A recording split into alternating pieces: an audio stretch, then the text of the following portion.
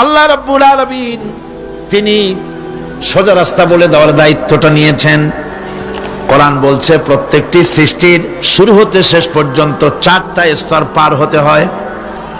তার সর্বশেষ স্তর হলো হেদায়েত। 4টে স্তর পার হওয়ার সর্বশেষ স্তর হচ্ছে হেদায়েত। আল্লাযী খালাকা ফাসাওয়া ওয়াল্লাযী কাদ্দারা ফাহাদা।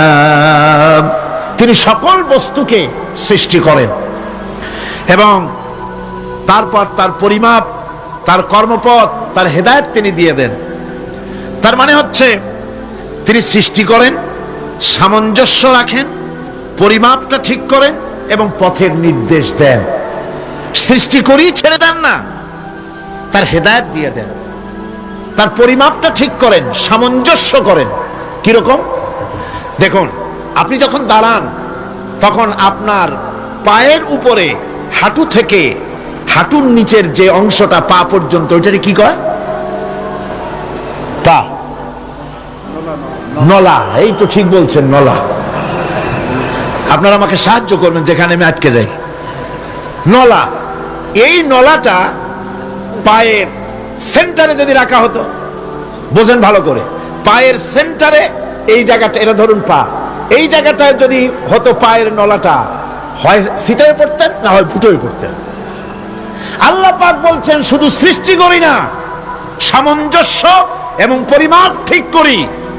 মাপ মতো পাটা সামনে গোড়ালির কাছে নলাটা বসায় দেওয়া হয়েছে, যাতে আপনি সিটো না হন, বুটো হয়ে না পড়েন। সুবহানাল্লাহ কইতে ইচ্ছা করে না? এই নলাটা যদি আঙ্গুলের দিকে আসতো আর পাটা যদি পিছনের দিকে বেশি অংশ থাকতো, যতই সামনে হাঁটতেন ততই পিছনে চলে যেতেন। ভূত নাকি, ভূতের পা থাকে নাকি পিছনের দিকে, বলে লোকেরা, আমি দেখি দেখি নেই। ভূত নাকি সামনে আগাতে গেলে পিছনে চলে যায়। এ পায়ের সামঞ্জস্যটা, অনেক কথা বলবো না, 2-1টা দৃষ্টান্ত দেবো, তাতেই বুঝে ফেলবেন। আল্লাহ পাক বলেন শুধু সৃষ্টিই করি না, তার সামঞ্জস্য এবং পরিমাপকে ঠিক করে দেই। মুরগির বাচ্চা ডিমের থেকে বেরোয়, তারে যদি ওর মায়ের শুদ্ধ যদি আপনি ভাড়া দেন, পানির মধ্যে ডুবে মরে যাবে। আর ওর মার চিৎকারের চোটে সারা গ্রামের মানুষ এক জায়গায় হবে। আর হাঁসের ডিম থেকে বাচ্চা বেরোলে সেই বাচ্চা আর মা বাবা দুজনকেই ভাড়া দেন পানির মধ্যে, সাঁতরায় উঠে আসবে। ঠিক কিনা? কে শিখালো সাঁতার? কে শিখালো? শুধু সৃষ্টিই করেন না, আল্লাহ পাক সৃষ্টি করেন, সামঞ্জস্য এবং পরিমাপকে ঠিক করেন এবং তাকে পথের নির্দেশ দেন। এটা হলো সর্বশেষ। সৃষ্টি করে ছেড়ে দেন না। যেমন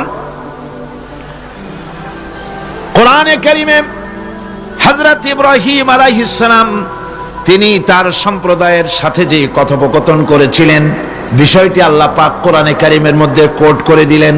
এই হেদায়েতের বিষয় সেখানে আছে বলে আল্লাহ পাক বিষয়টা কোরআনে জায়গা করে দিলেন।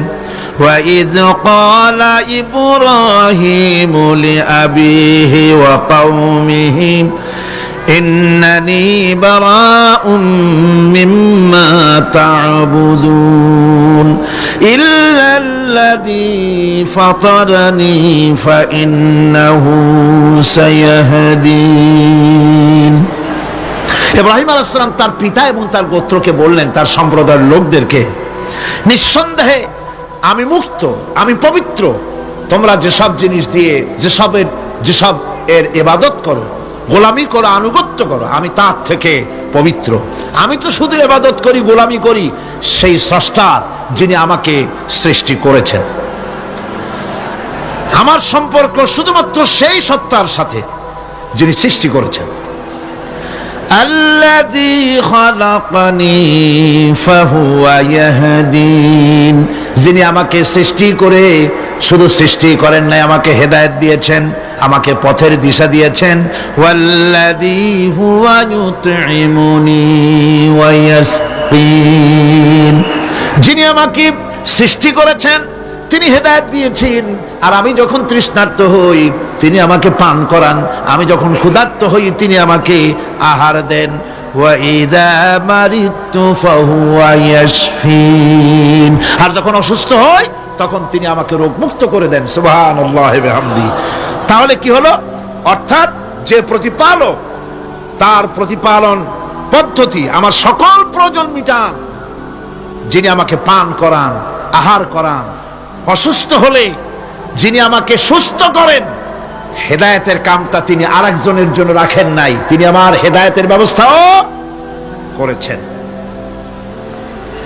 ভাইরা আমার, আল্লাহ রাব্বুল আলামিন শুধু সৃষ্টি করেন নাই, সৃষ্টি করে হেদায়েত দিয়েছেন, মানুষকে হেদায়েতের রাস্তা বলে দিয়েছেন। সঠিক পথ কোনটি, সেই পথের কথাও তিনি পরিষ্কার করে বলে দিয়েছেন। এই জন্য আল্লাহ পাক বলেন, কোরআন মাজিদ হেদায়েতকে বিরাট দান বলে ঘোষণা করেছে। মানুষের জন্য যে হেদায়েত আল্লাহ দিয়েছেন তা সবচাইতে বড় দান। জোরে কোন সুবহানাল্লাহ। ইন্না খালাকনাল ইনসানা মিন নুতফাতিন আমশাজিন নাবতালিহি ফাজআলনাহু সামিআম বাসীরা।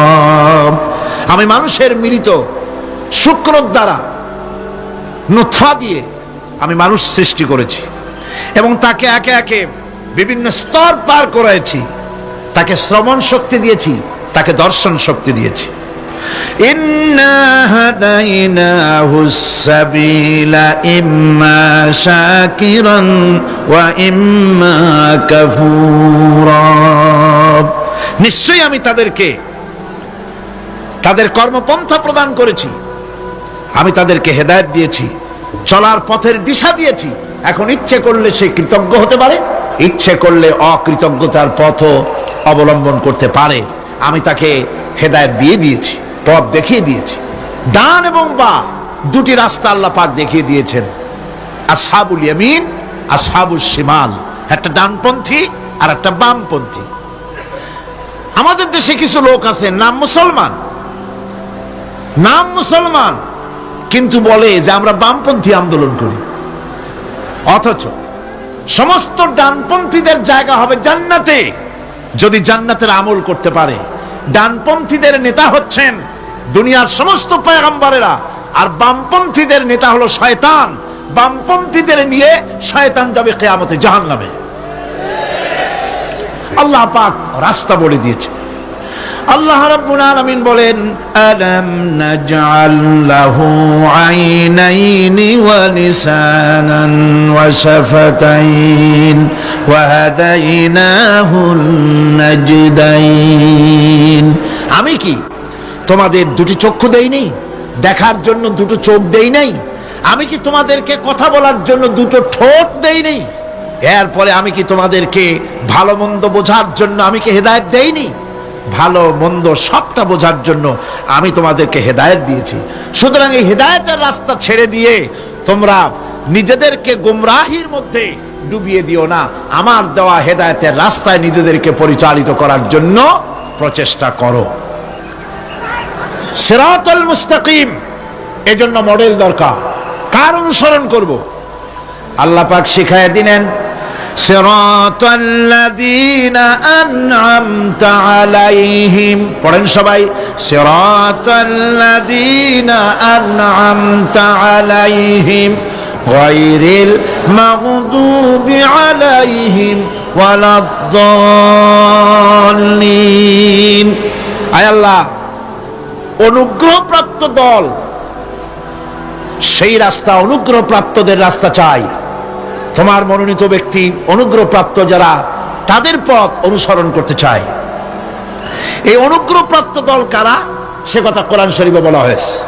আল্লাহ রাব্বুল আলামিন বলেন, ওয়া মান ইউতি'িল্লাহা ওয়ার রাসূল ফাউলাইকা মা'আল্লাযীনা আন'আমাল্লাহু আলাইহিম মিনান নাবিয়্যিনা ওয়াস-সিদ্দীকিন ওয়াশ-শুহাদা'a ওয়াস-সালিহিন ওয়া হাসুনা উলাইকা রাফীকা। আর যে ব্যক্তি আল্লাহ এবং রাসূলের আনুগত্য স্বীকার করলো, নিঃসন্দেহে সে অনুগ্রহপ্রাপ্তদের সঙ্গী হলো। সেই অনুগ্রহপ্রাপ্ত কারা? নবীয়িন। 4 শ্রেণীর লোক। কয় শ্রেণী?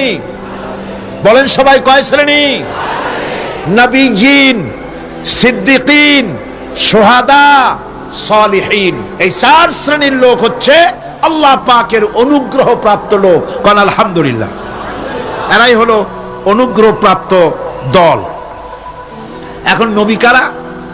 নবী হচ্ছেন যারা নাকি আল্লাহ পাকের কাছ থেকে ওহী প্রাপ্ত হয়েছেন, নিখিল মানুষের চিরন্তন শান্তি এবং কল্যাণের জন্য আল্লাহ পাকের নিকট থেকে সত্যের বিধান লাভ করেছেন, তারাই হচ্ছেন নবী, যারা আল্লাহ পাকের কাছ থেকে ওহী প্রাপ্ত হয়েছেন।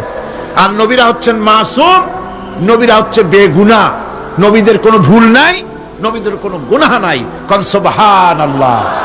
এই পৃথিবীর মধ্যে সুপার কোয়ালিটির মানুষ, সর্বশ্রেষ্ঠ মানুষ কারা? নবীরা। সর্বশ্রেষ্ঠ মানুষ কারা? এখানে আবার এক শ্রেণীর লোকেরা বলে যে নবীরে মানুষ কওয়া যাবে না। আছেন এমন লোক, নবীরে মানুষ কওয়া যাবে না কেন? কেন? নবীর সম্মান কত। আচ্ছা, নবীরে মানুষ বলবো না তো বলবোটা কি? নবীরা কি ফেরেশতা? যদি ফেরেশতা বলি তাহলে কি নবীদের মর্যাদা বাড়ানো হলো? বলেন আপনারা, বাড়ানো হলো? তাহলে নবীদেরকে কি বলবো? তারা কি জেন? যদি জেন বলি তাহলে তাতে কি মর্যাদা বাড়বে? সবচাইতে মর্যাদা বেশি কার? মানুষের। সুতরাং এক শ্রেণীর লোকেরা খামোখাই আলেম নামধারী লোক, অথচ নবীকে মানুষ বলতে রাজি না। কোরআনে কারীম সাফ করে আল্লাহ পাক পরিষ্কার করে বলেছেন, قل إنما أنا بشر مثلكم يوحى إلي أنما إلهكم إله واحد। নবী বলুন, আমি তোমাদের মতো মানুষ, আমার উপরে ওহী আসে। ইন্নামা আনা বাশারুম মিসলুকুম, তোমাদের মতো মানুষ। একটু ভালো করে বিষয়টা বোঝেন। আরো বলেছি আমি, আজকে আবার স্মরণ করায় দেই। আল্লাহ শিখাই দিচ্ছেন, বলুন আমি তোমাদের মতো মানুষ, ফেরেশতা নই, জিন নই, আমার কাছে ওহী আসে। পার্থক্য এখানে। তবে আরো পার্থক্য আছে, সেটা হচ্ছে আমরা হচ্ছি সাধারণ মানুষ, নবীরা হচ্ছেন অসাধারণ মানুষ। সুবহানাল্লাহ। আমরা হচ্ছি মানব, রাসূল আল্লাহর পয়গম্বররা হচ্ছেন মহামানব। কথা বুঝে আসছে? তার মানে হলো আমরা সাধারণ মানুষ, সাধারণ মানুষেরা গুনাহ করতে পারে, ভুল করতে পারে, সব রকমের গুনাহ করতে পারে। নবীরা কোনো গুনাহ করতে পারেন না। আল্লাহ পাক তাদের দিয়ে গুনাহ করান না। আল্লাহ পাক ফেরেশতা দিয়ে, আপন কুদরত দিয়ে নবীদেরকে হেফাজত করেন। সুবহানাল্লাহ। সুতরাং এই কথা বিশ্বাস করতে হবে, সমস্ত নবীরা হচ্ছেন মানুষ। নবীদের আদর্শই কেবলমাত্র আদর্শ, সেই আদর্শকেই গ্রহণ করতে হবে, তাকেই একমাত্র নেতা হিসাবে গ্রহণ করতে হবে। আমার নেতা বলতেও রাজি না। মুশকিল কি এক জায়গায়? কয় যে নেতা বলা যাবে না কেন? কয় যে ওই যে মানুষেরা বলে, স্লোগান দেয়, আমার নেতা, তোমার নেতা, অমুক তমুক হেন তেন, তো এগুলির সাথে নবীরে মিশানো এটা ঠিক না। তাছাড়া নবীরে নেতা কব না, কবটা কি? নবী কি হয় নেতা হবে, না হয় অনুসারী হবে, এর বাইরে তো কিছুই নাই। হয় ইমাম, না হয় মুক্তাদি, বাইরে কি? বাইরে তো নাই কিছু। সুতরাং নবী কি মুক্তাদি হবে? নবী কি অনুসারী হবে? নিশ্চয়ই হাজার বার নবী হচ্ছেন ইমাম, নবী হচ্ছেন নেতা। আমরা যখন আরবিতে বলি, ওনারা নিজেরাও আরবিতে বলেন, তখন কোনো আপত্তি হয় না। আল্লাহুম্মা সাল্লি আলা সাইয়্যিদিনা মুহাম্মদ। সাইয়্যিদিনা মানে হচ্ছে আমাদের লিডার, আমাদের নেতা। সাইয়্যিদিনা যখন বলে তখন আপত্তি করে না, কিন্তু আমাদের নেতা বললেই আপত্তি করেন। বাংলা ভাষা, বাংলাদেশি মানুষ হইয়া বাংলা ভাষার প্রতি গভীর জ্ঞান দেখলে দুঃখই হয়। বন্ধুগণ, মনে রাখতে হবে, নবী হচ্ছেন মাসুম, বেগুনাহ এবং নেতা, আর মুহাম্মদ সাল্লাল্লাহু আলাইহি ওয়াসাল্লাম হচ্ছেন বিশ্ব নেতা, এটা কোনো সন্দেহ নাই। এই নবীর অনুসরণ করতে হবে। সিদ্দিকিন হচ্ছে সত্যকে যারা উদার, উন্মুক্ত, অকুণ্ঠ চিত্তে, দ্বিধাহীনভাবে যারা গ্রহণ করেছে, এর বিপরীত যারা করেই নাই, তারাই হচ্ছেন সিদ্দিকিন। হযরতে, যেমন একটা দৃষ্টান্ত, হযরতে আবু বকর সিদ্দিক রাদিয়াল্লাহু তাআলা আনহু, মেরাজ থেকে হুজুর ফিরে এসেছেন সকাল বেলায়, ফজরের নামাজ পড়ে বসেছেন কাবা শরীফে, তিনি বসে আছেন। তো তখন আবু জাহেল এসে বলছে, মুহাম্মদ সাল্লাল্লাহু আলাইহি ওয়াসাল্লাম, প্রত্যেক দিনই তো নতুন নতুন কথা কও, আজকে কোনো নতুন কথা আছে? হুজুর বলেন, হ্যাঁ নতুন কথা আছে। কি? বলে, এই তো শেষ রাত্রে জিবরাইল আসছিল, আমারে নিয়ে গেল বাইতুল মুকাদ্দাসে, জেরুজালেমে গিয়ে নামাজ পড়লাম, ওইখান থেকে মহাকাশ পাড়ি দিলাম, 7 আকাশ পাড়ি দিলাম, সিদরাতুল মুনতাহা গেলাম, আরশে আজিম ভ্রমণ করলাম, আল্লাহর সাথে কথা কইলাম, জান্নাত জাহান্নাম দেখলাম, তারপরে আবার এই আইসা নামাজ পড়িয়া তোমাদের সাথে কথা বলতেছি।